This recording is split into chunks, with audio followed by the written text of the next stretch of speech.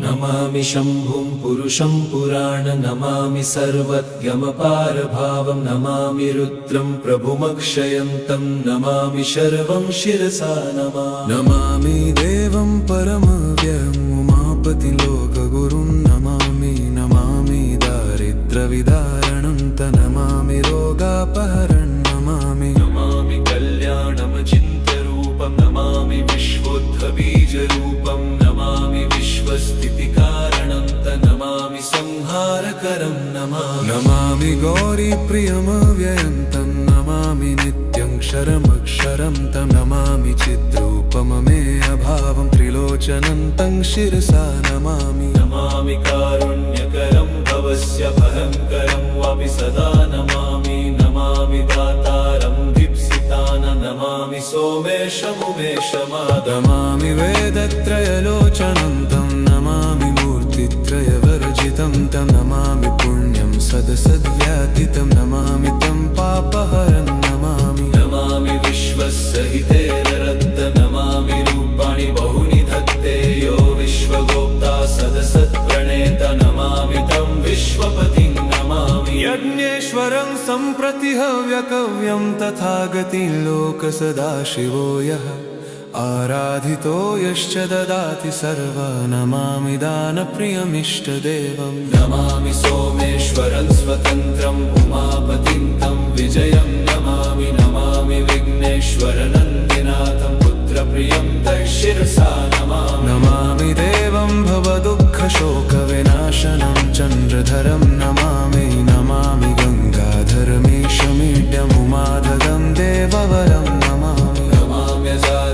पुरन्दरादिसुरासुरैरचितपादपद्मं नमामि देवी मुखवादनान इक्षार्थमक्षित्रितयं यैष पञ्चामृतैर्गन्धसुधूपदीपैर्विचित्रपुष्पैर्विधैश्च मन्त्रैः अन्नप्रकारैः सकलोपचारैः सम्पूजितं सोममहं नमामि शम्भुं पुरुषं पुराण नमामि शरणं गमपारवाम नमामि रुद्रं प्रभुमक्षयन्त नमामि शर्वं शिरसा नमामि देवं परमव्ययम् उमापति लोकगुरुं नमामि दारिद्र्यविदारणं नमामि रोगापहरं नमामि कल्याणमचिन्त्यरूपं नमामि विश्वोद्भबीजरूपं नमामि विश्वस्थितिकारणं नमामि संहारकरं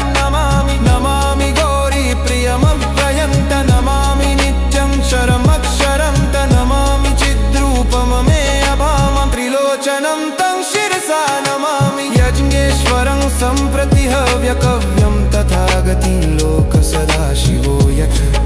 आराधितो यश्च ददाति सर्वा नमामि दानप्रियमिष्टदेवं नमामि सोमेश्वरं स्वतन्त्रम् उमापतिं तं विजयं नमामि विघ्नेश्वरनन्दिनाथं पुत्रप्रियं तं शिरसा नमामि देवं वरदुःखशोकविनाशनं चन्द्रधरं नमामि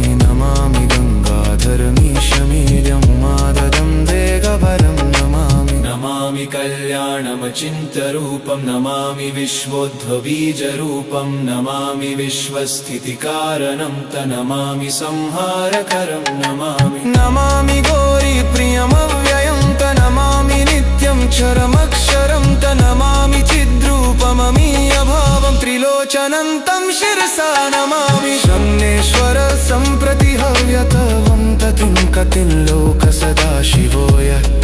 आराधितो यश्च ददाति सर्वा नमामि दानप्रियमिष्टदेवं नमामि सोमेश्वरं स्वतन्त्रम् उमापतिं तं विजयं नमामि विघ्नेश्वरभङ्कनाथपुत्रप्रियं तं शिरसा नमामि देवं भवदुःखशोकविनाशनं चन्द्रधरं नमामि गङ्गाधरमीशमीड्यमुमादहं देवरवं नमाम्यजादीश पुरन्दरादिसुरासुरैरचितपादपद्मं नमामि देवी मुखवादनान इक्षार्थमक्षित्रितयं यैष पञ्चामृतैर्गन्धसुधूपदीपैर्विचित्रपुष्पैर्विधैश्च मन्त्रैः अन्नप्रकारैः सकलो पूजितं सोममहं नमामि।